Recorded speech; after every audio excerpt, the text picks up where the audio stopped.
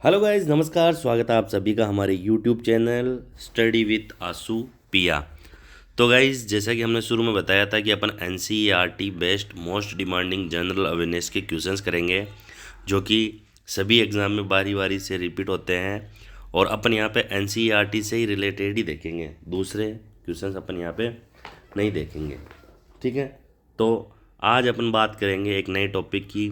और एक चीज़ और है कि अभी क्या है कि वीडियो की शुरुआत है, तो इस वजह से थोड़ी क्वालिटी डाउन हो सकती है। बाकी धीरे धीरे वर्क चल रहा है कुछ नया पैटर्न लाने का, तो वो जल्दी आ जाएगा। बाकी आज का टॉपिक अपने पास भारत की मृदा। तो आज पढ़ेंगे अपन इंडियन सॉइल। ठीक है, तो भारतीय मृदा के बारे में बात करेंगे। सबसे पहले देख लेते हैं अपन यहाँ पे भारत की मृदाओं का जो वर्गीकरण किया गया है, उत्पत्ति, रंग, संयोजक तथा अवस्थिति के आधार पर किया गया है। तो जो भारतीय मृदाओं का वर्गीकरण है वो अपने यहाँ पे 8 भागों में किया गया है।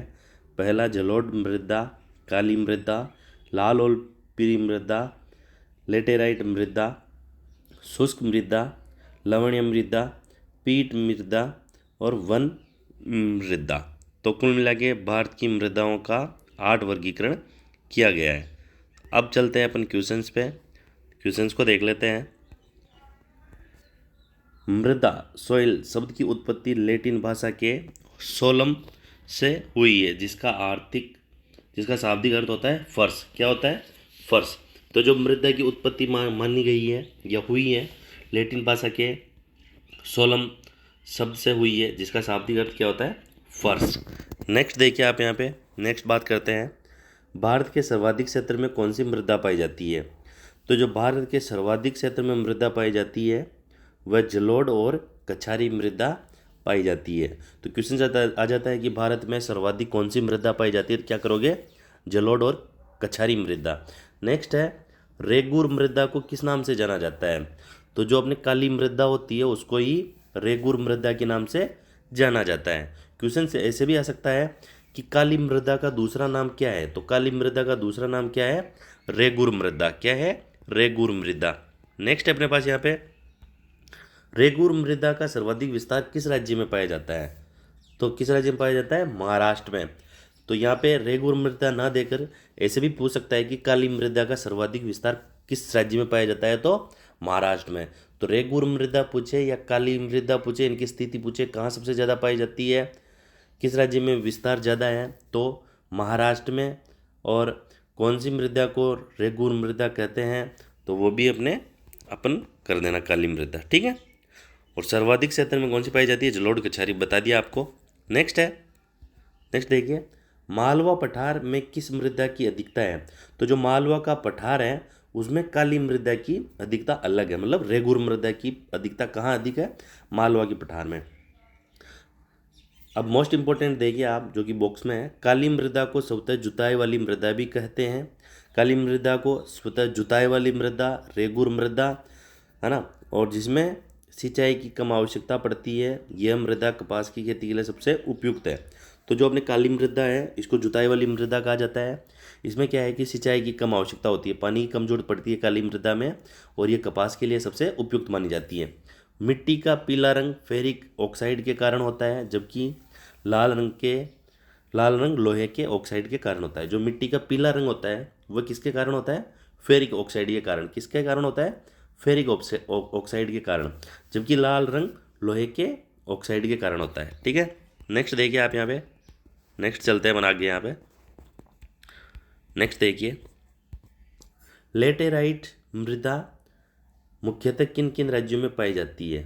तो केरल, कर्नाटक और महाराष्ट्र, इनमें आपके लेटेराइट मृदा पाई जाती है। लोहे की मात्रा अधिक होने के कारण कौन सी मृदा दिनों दिन अनुर्वर होती जा रही है। ठीक है, तो लोहे की मात्रा अधिक होने के कारण लेटेराइट मृदा दिनों दिन अनुर्वर होती जा रही है। नेक्स्ट है अपने पास यहाँ पे, नेक्स्ट देखिए मृदा की क्षारीयता को कम करने के लिए जिप्सम का प्रयोग किया जाता है। तो अपने को पता है कि बहुत सी जगह मृदा, जो अपने खेतों में मृदा रहती है, तो उसमें क्या है कि कुछ नमक की परत टाइप आ जाती है ऊपर। ठीक है, तो उस वजह से वहाँ पे मृदा की क्षारीयता को कम करने के लिए जिप्सम का प्रयोग किया जाता है। ठीक है। लेटेराइट मृदा भारत में मुख्यतः कहाँ पाई जाती है? तो लेटेराइट मृदा आपके भारत में मालाबार तटीय प्रदेशों में पाई जाती है। सबसे कम जल धारण क्षमता किस प्रकार की मृदा में होती है? तो जो आपके बलुई और दोमट मृदा होती है, इसमें जल धारण की क्षमता सबसे कम होती है। नेक्स्ट देखिए आप यहाँ पे, पौधों को सबसे अधिक जल किस प्रकार की मृदा से प्राप्त होता है? तो जो अपने चिकनी मृदा होती है, चिकनी मृदा से पौधों को सबसे अधिक जल प्राप्त होता है। मृदा की उर्वरता बढ़ाने के लिए कौन सी फसलें उगाई जाती हैं? तो जो अपने मृदा की उर्वरता बढ़ाने के लिए फसलें उगाई जाती है वो कौन सी फसलें? दलहनी फसलें। कौन सी फसलें? दलहनी फसलें। नेक्स्ट देखिए आप यहाँ पे, नेक्स्ट बात करते हैं, चंबल घाटी, चंबल वैली का निर्माण किस भौगोलिक प्रक्रिया से हुआ है? तो जो अपने चंबल घाटी का निर्माण हुआ है वह अवनालिका अपरदन से हुआ है। किससे हुआ है? अवनालिका अपरदन से। ठीक है। नेक्स्ट है, चाय बागानों के लिए कौन सी मृदा उपयुक्त है? तो जो चाय के बागान आसाम में इनमें लगाए जाते हैं तो वहाँ कौन सी मृदा होती है? लेटेराइट मृदा। कौन सी होती है? लेटेराइट मृदा। दोमट मृदा में कौन कौन से कण पाए जाते हैं? तो जो अपने दोमट मृदा होती है उसमें गाद, मृत्तिका व रेत पाई जाती है।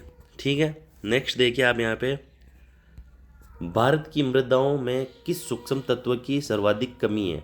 तो जो भारत की मृदाओं में सूक्ष्म तत्व की सर्वाधिक कमी है वह किसकी कमी है? भारतीय मृदाओं में जस्ते की कमी है। जस्ता सबसे कम है।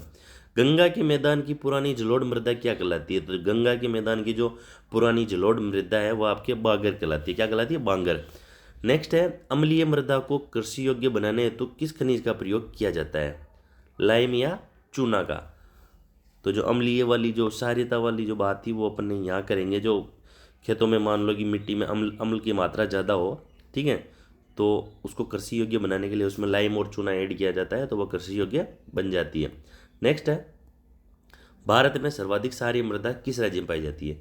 तो जो भारत में सबसे ज़्यादा सर्वाधिक क्षारीय मृदा पाई जाती है वह अपने उत्तर प्रदेश में पाई जाती है। कहाँ पाई जाती है? उत्तर प्रदेश में। नेक्स्ट है अपने पास यहाँ पे लास्ट पेज, लवणीय मृदा में नाइट्रोजन व चूने की अल्पता पाई जाती है। ठीक है। लवणीय मृदा में नाइट्रोजन व चूने की अल्पता पाई जाती है। जैव मृदा का रंग नीला क्यों होता है? ठीक है।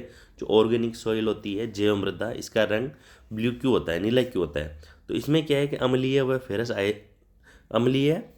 फेरस आयरन के कारण इसका जो रंग होता है वह नीला होता है। पश्चिमी राजस्थान की मृदा में किस खनिज की अधिकता पाई जाती है? तो जो हमने पश्चिमी राजस्थान की मृदा है इसमें जिस खनिज की अधिकता पाई जाती है वह कौन सा है? कैल्शियम। कौन सा है अपने पास यहाँ पे? कैल्शियम। नेक्स्ट है, मरुस्थलीय मृदा में किस पोषक तत्व का अभाव पाया जाता है? तो जो डेजर्ट सॉइल होती है जैसे जैसलमेर वगैरह की इधर की जो मृदा होती है उसमें किस पोषक तत्वों का अभाव कम रहता है, मतलब अभाव रहता है, कमी रहती है? तो यहाँ पे अपने नाइट्रोजन का अभाव रहता है। जो डेजर्ट सॉइल होती है, मरुस्थलीय मृदा होती है, उसमें नाइट्रोजन का अभाव रहता है। नेक्स्ट है, मृदा अपरदन को किस प्रकार रोका जा सकता है? तो जो मृदा अपरदन होता है, जो मृदा का कटाव होता है, मृदा बहुत सी जगह से कटती है जैसे पानी के साथ, इसके साथ, तो क्या अपन वनोरोपण द्वारा उसको रोक सकते हैं? क्योंकि वनोरोपण करेंगे तो पौधों की जड़ें एक दूसरे से अटैच रहेगी, मिल जाएगी, और जो सतही है वो गाढ़ी हो जाएगी, तो उस वजह से मृदा का अपरदन नहीं होगा। नेक्स्ट है अपने पास यहाँ पे पीएच मान के अनुसार मृदा की प्रकृति। तो यहाँ पे लास्ट देख लेते हैं अपन कि कौन सी मृदा का जो पीएच रहता है वो कितना रहता है। ये तो है क्रम संख्या, ये पीएच मान और मिट्टी की प्रकृति। मान लो कि अम्लीय मृदा है, एसिडिक मृदा है, एसिडिक सॉइल है, तो जो उसका पीएच रहता है वो 1 से 6 के बीच में रहता है। उदासीन जो मिट्टी होती है, उदासीन मिट्टी, नेचुरल सॉइल, इसका जो पीएच मान रहता है वह रहता है 7। नेक्स्ट है क्षारीय मृदा, जो एल्कालाइन सॉइल होती है उसका जो पीएच मान रहता है वो 8 से 14। तो ये आप एक बार इसको देख लेना, और इसकी पीडीएफ के लिए आप इंस्टाग्राम पे मेरे को फॉलो कर सकते हो। इंस्टाग्राम का लिंक भी आपको दिया हुआ है, स्टडी विद आसुपिया के नाम से सर्च कर सकते हो आप इंस्टाग्राम पे भी। तो क्वेश्चन ये है कि देखो पुराने क्वेश्चन चले गए, पुराने क्वेश्चनों का दौर भी चला गया है, क्वेश्चन अलग अलग तरीके से पूछे जाते हैं। तो वही क्वेश्चन हम आपको यहाँ पे बताने जा रहे हैं, क्योंकि मृदा का जो क्वेश्चन थे वो बेसिक क्वेश्चन थे, और जो हम बता रहे हैं वो बिल्कुल हटके क्वेश्चन है, थोड़े अलग क्वेश्चन है। तो एक बार आप इनको जरूर देख लीजिए, चैनल को सब्सक्राइब करें और इंस्टाग्राम पेज और फेसबुक पेज पे फॉलो जरूर करें। धन्यवाद, आपका दिन शुभ हो।